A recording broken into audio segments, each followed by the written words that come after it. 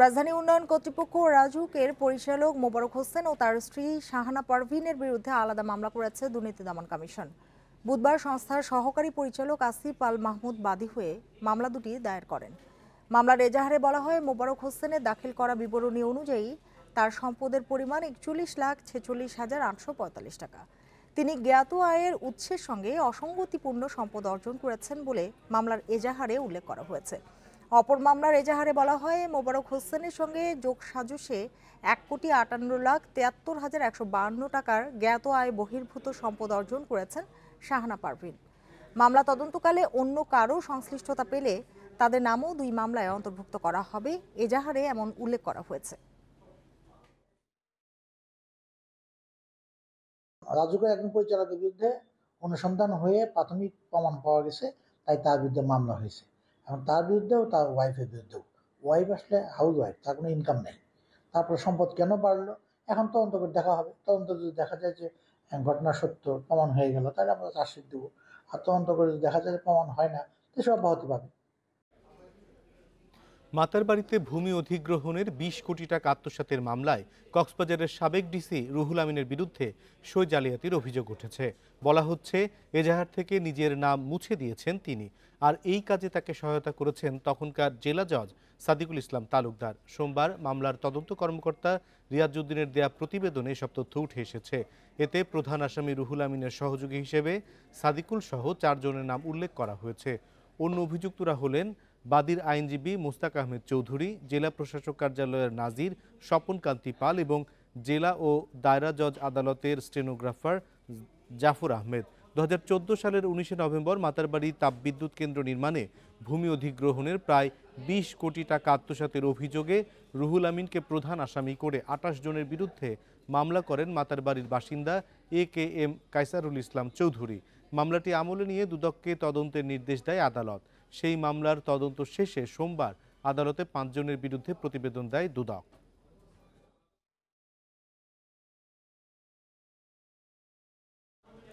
প্রথম ও দ্বিতীয় শ্রেণী সরকারি চাকরিতে কোটা পদ্ধতি বাতিলের দাবিতে আবারও বিক্ষোভ অবরোধ করেছেন বিশ্ববিদ্যালয়ের শিক্ষার্থীরা।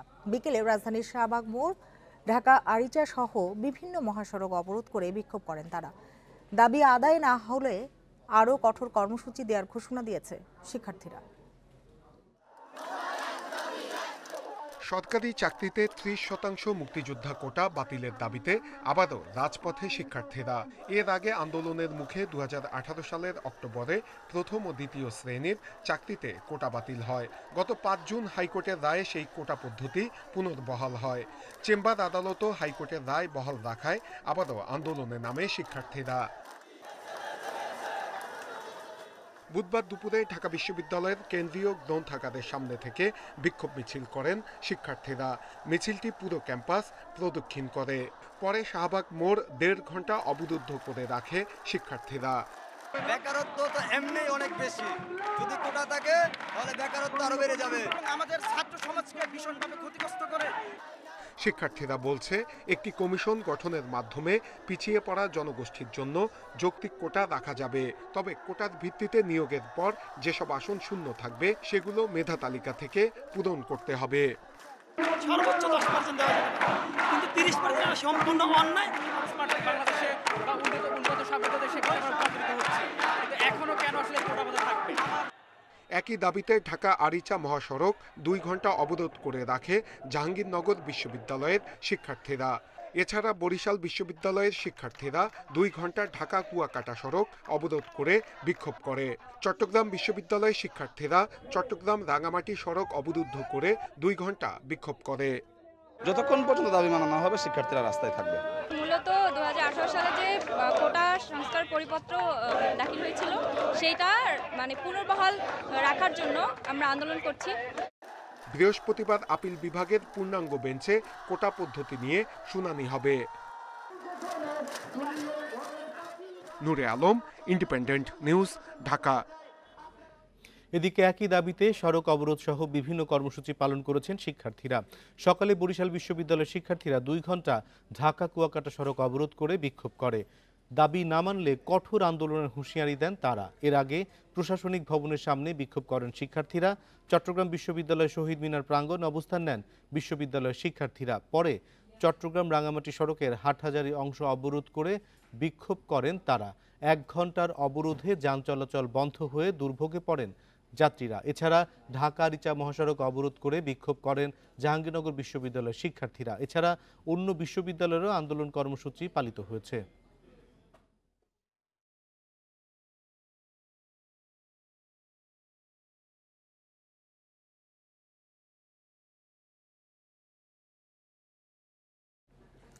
প্রথম ও দ্বিতীয় শ্রেণী সরকারি চাকরিতে 30% মুক্তিযোদ্ধা কোটার বিষয়টি আপিল বিভাগের পূর্ণাঙ্গ বেঞ্চে উঠছে কাল। কোটা পুনর্বহাল করে হাইকোর্টে দেয়া রায় শেষ পর্যন্ত বহাল থাকবে নাকি রাষ্ট্রপক্ষের আপিলে কোটা স্থগিত হবে তা নিয়ে উৎকণ্ঠায় দুই পক্ষই। কোটার পক্ষে বিপক্ষে জোরালো অবস্থান আইনজ্ঞদেরও। শিক্ষার্থীদের আন্দোলনের মুখে 2018 সালের অক্টোবরে প্রথম ও দ্বিতীয় শ্রেণীর সরকারি চাকরিতে 30% মুক্তিযোদ্ধা কোটা বাতিল হয়। গত 5 জুন হাইকোর্টের রায়ে সেই কোটা পদ্ধতি পুনর্বহাল হয়। চেম্বার আদালতও হাইকোর্টের রায় স্থগিত না করায় আন্দোলনে নামে শিক্ষার্থীরা। পাশাপাশি কোটার পক্ষে বীর মুক্তিযোদ্ধার সন্তানরাও প্রস্তুত প্রধান বিচারপতির নেতৃত্বে আপিলের পূর্ণাঙ্গ বেঞ্চে রাষ্ট্রপক্ষের বিরুদ্ধে শুনানি করতে। বাদীপক্ষের আইনজীবী বলছেন, 5 বছর আগে সরকার বাতিল করলেও উচ্চ আদালতে মুক্তিযোদ্ধার সম্মান পুনর্বহাল হয়েছে, আপিলেও তা অক্ষুণ্ণ থাকবে। জীবন বাজি রেখে যেহেতু মুক্তিযুদ্ধ করছে তাদের সন্তানরা সেই প্রিভিলেজটা পাবে বা পাচ্ছে, বা নাতিপুতি যারা আছে তারাও পাবে। 13তম গ্রেডের উপরে যারা তাদের অলরেডি মুক্তিযোদ্ধা কোটাও ঠিক আছে, তাহলে কেন এই 9 থেকে 13 পর্যন্ত প্রথম এবং দ্বিতীয় শ্রেণী যারা তারা কেন বঞ্চিত হবে? এটা হতেই পারে না। 4 জুলাই এটা হিয়ারিং হবে যে হাইকোর্ট ডিভিশনের জাজমেন্টটা স্টের জন্য আমরা গিয়েছি। তারপরে স্টে হোক বা না হোক এর পরবর্তী প্রক্রিয়া হলো যে রেগুলার আপিল ফাইল করা হবে পূর্ণাঙ্গ জাজমেন্ট পেয়ে। তবে বীর মুক্তিযোদ্ধা, সিনিয়র আইনজীবী ও মানবাধিকার অনেক বিশেষজ্ঞরা বলছেন, চাকরির ক্ষেত্রে কোটা নয়, মেধার মূল্যায়ন বাড়ানো দরকার। এটা বেশি দিন কন্টিনিউ করা ঠিক না, কারণ তাতে করে আগামী প্রজন্ম এই কোটা আর সুবিধা নিতে গিয়ে এখানে অনেকগুলো অনিয়ম হবে, তাদের যে মূল্যায়ন সেই মূল্যায়ন তারা পাবে না। একটা জায়গায় এসে কিন্তু আমি নাতি তাদেরও আমার দহিত্র প্রদহিত্র সবাই হবে মুক্ত, এই সুবিধা পাবে, এটিও কিন্তু যৌক্তিক নয়। সেগুলোকে আবার আমাদের চিন্তা ভাবনা করে সেই সঠিক একটা কিন্তু রেখা একটা টেনে দেওয়া দরকার বলে আমার কাছে মনে হয়। মুক্তিযোদ্ধা, নারী, জেলা, ক্ষুদ্র নৃগোষ্ঠী ও প্রতিবন্ধীদের জন্য এখন সরকারি চাকরিতে 56% কোটা রয়েছে। Zahidul Bashar, Independent News, Dhaka. সর্বজনীন পেনশন স্কিম প্রত্যয় বাতিলের দাবিতে টানা 3য় দিনের মতো কর্মবিরতি পালন করছেন সব পাবলিক বিশ্ববিদ্যালয়ের শিক্ষক ও কর্মচারীরা। সংকট সমাধানে আওয়ামী লীগ সাধারণ সম্পাদক ওবায়দুল কাদেরের সঙ্গে কাল শিক্ষক প্রতিনিধিদের বৈঠকে বসার কথা জানিয়েছেন আন্দোলনকারীরা। কর্মবিরতিতে অচল অবস্থা সৃষ্টি হয়েছে বিশ্ববিদ্যালয়গুলোতে। পাবলিক বিশ্ববিদ্যালয়ের শিক্ষকদের এ কর্মবিরতি সর্বজনীন পেনশন স্কিম প্রত্যয় বাতিলের দাবিতে। দাবি আদায় না হওয়া পর্যন্ত আন্দোলন চালিয়ে যাওয়ার ঘোষণা তাদের। আন্দোলনের অংশ হিসেবে ক্লাস পরীক্ষা না হওয়ায় অচল হয়ে পড়েছে ক্যাম্পাস, এমনকি বিশ্ববিদ্যালয়ে ভর্তি পরীক্ষাও স্থগিত। তবে দাবি পূরণ হলে ক্লাসে ফিরে যাবে বলে জানান শিক্ষকরা। অর্থমন্ত্রী, আপনি যে ভাষায় এই যৌক্তিক আন্দোলনকে অযৌক্তিক বলেছেন, আমরা সেটিকেও প্রত্যাখ্যান করছি। সুতরাং আন্দোলন চলছে, আন্দোলন চলবে। শিক্ষকরা বলছেন, নতুন পেনশন স্কিমের কারণে জুলাইয়ে যোগ দেওয়া শিক্ষকরা অবসরের পর এককালীন টাকা ও অন্যান্য সুবিধা পাবেন না।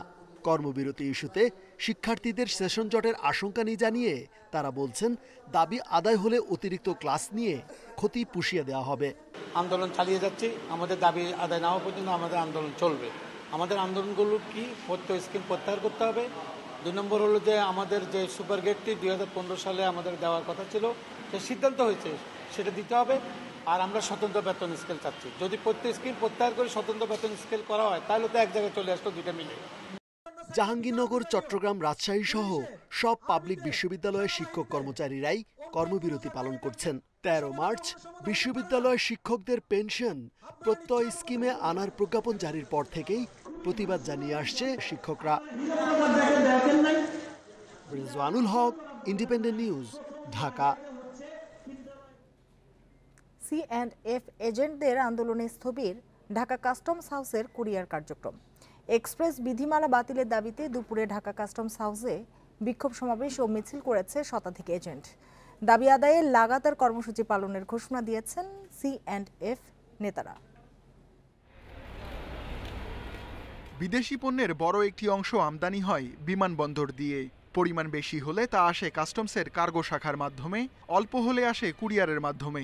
এতদিন দুই ধরনের পণ্য খালাসে দলিলপত্র জমা দিত অনুমোদিত C&F এজেন্ট। প্রায়ই তাদের বিরুদ্ধে কুরিয়ারে পণ্য খালাসে গ্রাহক হয়রানি, অতিরিক্ত অর্থ আদায়, করফাঁকি সহ নানা অভিযোগ ওঠে। তাছাড়া বিশ্বব্যাপী কুরিয়ারে পণ্য খালাস করে কুরিয়ার কোম্পানি নিজেই। বাংলাদেশেও এ ব্যবস্থা চালুর তাগিদ ছিল বিশ্ব বাণিজ্য সংস্থার। এমন প্রেক্ষাপটে কাস্টমস ব্যবস্থার আধুনিকায়নের অংশ হিসেবে দ্রুত পণ্য খালাসের এক্সপ্রেস বিধিমালা জারি করে জাতীয় রাজস্ব বোর্ড NBR, যা সম্প্রতি কার্যকর হয়। এতে বন্ধ হয় কুরিয়ারে C&F এজেন্টদের কাজের সুযোগ। প্রতিবাদে বুধবার বিক্ষোভের ডাক দেয় C&F অ্যাসোসিয়েশনগুলো। 29 জনকে তার এস্টাবলিশ করার জন্য এই কালাকানুন করে আর আমাদেরকে রাস্তায় বসিয়ে দেওয়ার যে অপচেষ্টা করছে, আমরা কোনো অবস্থাতে এই আইন মেনে নিব না। আপনাদের বারান্দায় বারান্দায় ঘুরেছি, আপনাদেরকে অনুনয় বিনয় করেছি, আপনারা কর্ণপাত করেননি। আমরা আর NBR যাব না, আপনাদেরকে এখানে আসতে হবে। নতুন বিধিমালা অনুযায়ী কুরিয়ারের পণ্য খালাসের সুযোগ পাচ্ছে 30টি কোম্পানি। C&F নেতাদের হুঁশিয়ারি, সমান সুযোগ না থাকলে কাউকে কাজ করতে দেয়া হবে না। আপনারা এই কালো আইন করেছেন, এই কালো আইনকে সাদা করে আমাদেরকে ব্যবসার সুযোগ দেবেন। আমরা যদি ব্যবসা করতে না পারি, এখানে কেউ ব্যবসা করতে পারবে না। কাস্টমস কর্মকর্তারা জানান, এসব জটিলতায় কুরিয়ারে পণ্য খালাস প্রায় বন্ধ। একদিকে C&F এজেন্টদের কাজের সুযোগ নেই, অন্যদিকে বিধিমালা অনুযায়ী এসআই-কোডা সিস্টেমে পরিবর্তন না আসায় কুরিয়ার কোম্পানিগুলো নথি জমা দিতে পারছে না।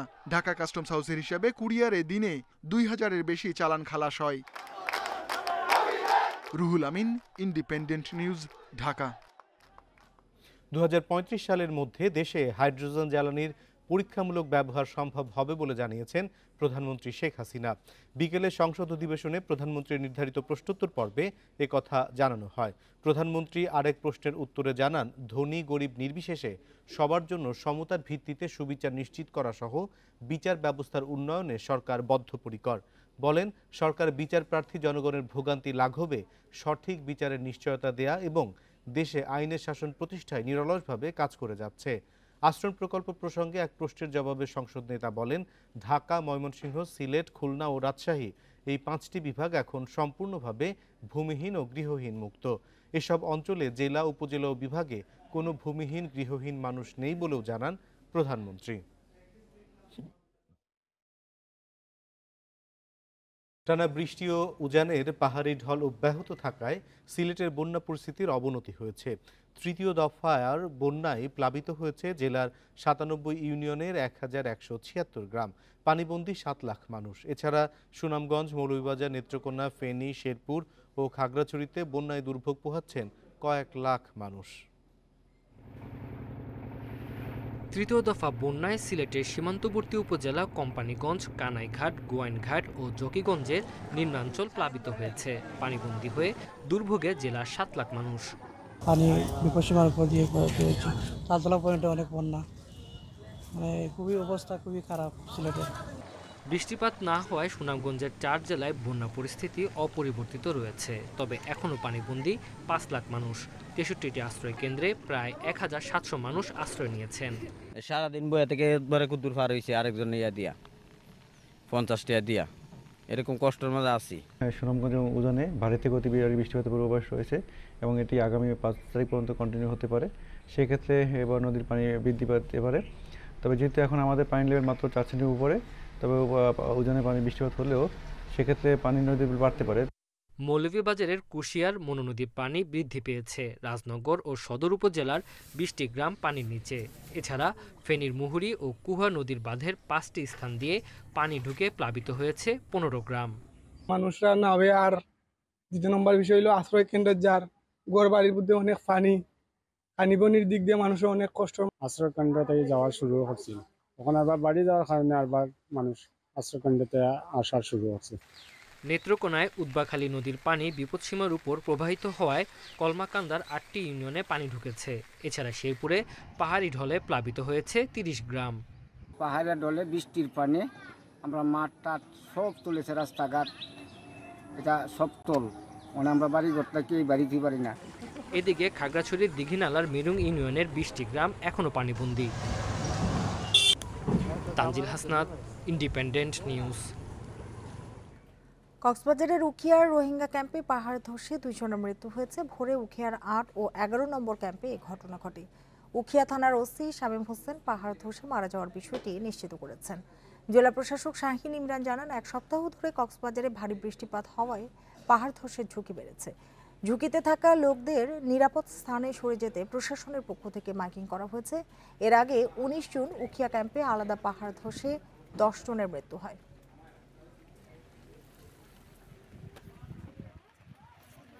প্রাকৃতিক দুর্যোগের কারণে কিছু এলাকায় গ্যাস সরবরাহে সমস্যা দেখা দিয়েছে, তবে 15 জুলাইয়ের পর সংকট কমবে বলে জানিয়েছেন বিদ্যুৎ ও জ্বালানি প্রতিমন্ত্রী নসরুল হামিদ।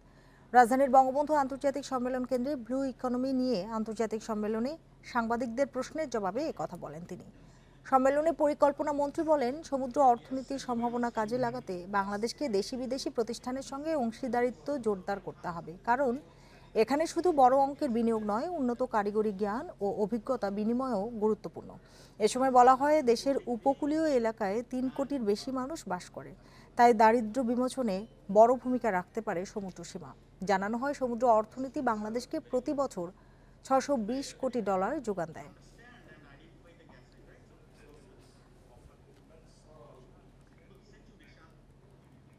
জনপ্রতিনিধিরা সৎ থাকলে প্রশাসন থেকে দুর্নীতি পালাতে বাধ্য, এই মন্তব্য করেছেন আওয়ামী লীগের সাধারণ সম্পাদক ওবায়দুল কাদের। জানিয়েছেন, দুর্নীতি, লুটপাট, অর্থপাচার, নৈরাজ্যের বিরুদ্ধে কঠোর অবস্থানে সরকার। বিএনপি সমালোচনা করে তিনি বলেন, আন্দোলনে ব্যর্থ দলটি এখন শিক্ষকদের ঘাড়ে চড়তে চাইছে। বক্তব্য রাখছেন আজকের সভার আওয়ামী লীগের 75তম প্রতিষ্ঠা বার্ষিকী উপলক্ষে রাজধানী সহ বিভিন্ন স্থানে আলোচনা সভার আয়োজন করা হচ্ছে। ধারাবাহিক এই কর্মসূচির অংশ হিসেবে বুধবার বিকেলে সাভারের হেমায়েতপুর বাসস্ট্যান্ডের কাছে সভা করে ঢাকা জেলা আওয়ামী লীগ। অনুষ্ঠানে অংশ নেন প্রধানমন্ত্রীর বেসরকারি শিল্প ও বিনিয়োগ উপদেষ্টা সালমান এফ রহমান। বলেন, দীর্ঘ রাজনৈতিক ইতিহাসে ত্যাগ অর্জনের পাশাপাশি নানা ষড়যন্ত্রের মুখোমুখি হয়েছে আওয়ামী লীগ। বিএনপিও এখন তেমনই ষড়যন্ত্র করছে। দলটিকে সুস্থ ধারায় ফিরে আসার আহ্বান জানান তিনি। মাননীয় প্রধানমন্ত্রীর যে নতুন স্বপ্নটা, যে আমরা সোনার বাংলা করব, শুধু সোনার বাংলা করব না, আমরা স্মার্ট সোনার বাংলা করব। প্রধান অতিথি দলের সাধারণ সম্পাদক ওবায়দুল কাদের জানান, দুর্নীতি, অর্থ পাচারের বিরুদ্ধে শক্ত অবস্থানে সরকার। প্রশাসনের দুর্নীতি রোধে জনপ্রতিনিধিদের সৎ থাকার আহ্বান তার। বাংলাদেশকে দুর্নীতিমুক্ত করতেই হবে। শেখ হাসিনার যে অঙ্গীকার, এই অঙ্গীকার আমরা অক্ষরে অক্ষরে ইনশাআল্লাহ পূরণ করে ছাড়ব। বিএনপির সমালোচনা করে কাদের বলেন, আন্দোলনে ব্যর্থ দলটি দাবি আদায়ে সবসময় অন্যের ঘাড়ে চাপে। বেপরোয়া হলে যেই অবস্থা হয়, রাজনীতিতে বিএনপি হচ্ছে বেপরোয়া চালক। আওয়ামী লীগই দেশ ও জনগণের স্বার্থ রক্ষা করে উন্নয়ন অব্যাহত রাখবে বলেও উল্লেখ করেন ওবায়দুল কাদের। Khaled Raihan, Independent News, Dhaka. জাতীয় সংসদে বক্তব্য রাখছেন প্রধানমন্ত্রী শেখ হাসিনা। আমরা সরাসরি চলে যাচ্ছি সেখানে। ভারত আমাদের মিত্র শক্তি। মাননীয় স্পিকার, একটা কথা যারা বলে ভারতের কাছে দেশ বিক্রি, তাদের একটু বলতে চাই, পৃথিবীর কোন দেশে আছে যারা যুদ্ধ করেছে, বিপ্লব করেছে, যাদের মিত্র শক্তি সহায়তা করেছে, কোনো মিত্র শক্তি কিন্তু আর সেই দেশের মাটি ছেড়ে ফেরত যায়নি। একমাত্র বাংলাদেশ ব্যতিক্রম। জাতির পিতা বঙ্গবন্ধু শেখ মুজিবুর রহমানের মতো বলিষ্ঠ নেতৃত্ব ছিল, এবং ওদিকে ইন্দিরা গান্ধী, তিনিও স্বাধীন চেতা ছিলেন বলেই যে মুহূর্তে জাতির পিতা বলেছেন যে সৈন্য, ভারতীয় সৈন্য ফেরত নিতে হবে, সেই মুহূর্তে তারপরেই কিন্তু সেই ভারতীয় সৈন্য ফেরত চলে যায়। এই দৃষ্টান্ত কিন্তু পৃথিবীর আর কোনো দেশ দেখাতে পারবে না। জাপানকে সহযোগিতা করেছিল আমেরিকা, এখনও সেখানে আমেরিকান ঘাঁটি। জার্মানি, পশ্চিম জার্মানিকে সমর্থন করেছিল আমেরিকা, এখনও সেখানে আমেরিকান ঘাঁটি। শুধু ঘাঁটি না, সেখানে ঢুকতে গেলে ডলারে কেনাবেচা করতে হয়, সেখানে ডলারেই কেনাবেচা, ডলারেই সব। তো এরকম যেখানে এরকম সারা বিশ্বব্যাপী এই দৃষ্টান্ত পাওয়া যাবে, কিন্তু জাতিপিতা স্বাধীন চেতা ছিলেন, যেটা সম্ভব। সেই ক্ষেত্রে আমি ভারত থেকে আসতে পারলাম না, সেখানে বলা হলো কি দেশ বেচে দিয়ে আসছি। তা আমি যখন 81 সালে ফিরে আসতে সক্ষম হলাম, 6 বছর রিফিউজি হিসেবে বিদেশে থেকে, তখন ওই একই কথা শুনতে হয়েছে। আবার জানি না কেন হঠাৎ সেই ভাঙাড়ি কটা আবার বাজাতে শুরু করলো। আমি এখানে একটু তুলে ধরতে চাই দেশ বিক্রিটা কারা করে সেটাই জানাতে চাচ্ছি। মাননীয় স্পিকার, জিয়াউর রহমান ক্ষমতা দখল করার পর 1977 সালে ভারতে গিয়েছিল। আপনারা জানেন যে গঙ্গা পানির চুক্তি, এটা সমঝোতা হয়েছিল। 44,000 কিউসেক পানি জাতির পিতা নিয়ে এসেছিলেন এবং একটা চুক্তি সম্পূর্ণ হওয়ার কথা ছিল, এবং 25 বছরের একটি চুক্তিও করা হয়, যেখানে আমাদের ছিটমহল বিনিময় থেকে শুরু করে যে সমুদ্র সীমা আইন জাতির পিতা করেছে সেটা বাস্তবায়ন করা, এই গঙ্গা পানির অধিকার, আরও 54টা পানির অধিকার সহ সমস্ত বিষয়গুলি সেখানে উল্লেখ ছিল। সেটাকে গোলামী চুক্তি, নানা ধরনের কথা, যখন ছিটমহলের কথা বলা হয় ওই বেরি দিয়ে দিল, নানা কথা শুনেছি, কিন্তু বাস্তবতাটা কি? জাতির পিতাকে হত্যার পর যারা ক্ষমতা এসেছে তারা কোনো বিষয়টাই সমাধান করতে করেনি, বা কথাটা উচ্চবাচ্য করেনি, বরং কি করেছে? মাননীয় স্পিকার, আমাদের বাজারটাকে ভারতীয় পণ্যের বাজারে উন্মুক্ত করে দিয়েছিল জিয়াউর রহমান। 40টি পণ্যতে শুল্কমুক্ত প্রবেশ অধিকার দিয়ে দেয়। 80 সালে গ্যাস বিক্রির চুক্তিও করে আসে। সেই সাথে 92 সালে খালেদা জিয়া, সে যখন প্রধানমন্ত্রী, সে গেল ভারতে, সেখানে একটা যুক্ত ইস্তেহার ঘোষণায়, এই যুক্ত ইস্তেহারের 11 অনুচ্ছেদে বাংলাদেশ থেকে ব্যাপক হারে অবৈধ অনুপ্রবেশকারী ভারতে প্রবেশ করার কথা তিনি স্বীকার করে নেন, যা আমরা কখনো স্বীকার করি না, কিন্তু সেটা খালেদা জিয়া স্বীকার করে এসেছিল। তারপরে আপনার মনে আছে পুশিং শুরু হয়েছিল, সেখানে আমাদের বহু মানুষ কষ্ট করে। শুধু তাই না,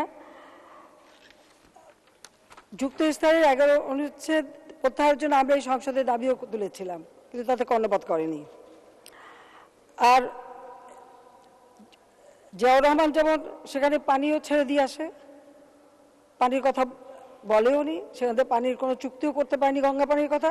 ঠিক খালেদা জিয়ার তো আরও এক ধাপ উপরে। তিনি যখন দিল্লি থেকে ফিরে আসলে তাকে যখন সাংবাদিক, জাতীয় সংসদে বক্তব্য রাখছিলেন প্রধানমন্ত্রী শেখ হাসিনা। আর এই ছিল সংবাদ সন্ধ্যার আয়োজন। ইন্ডিপেন্ডেন্ট টেলিভিশনের সব খবর আরও বিস্তারিত জানতে চোখ রাখুন ফেসবুক, ইউটিউব এবং এক্সে। ধন্যবাদ সবাইকে।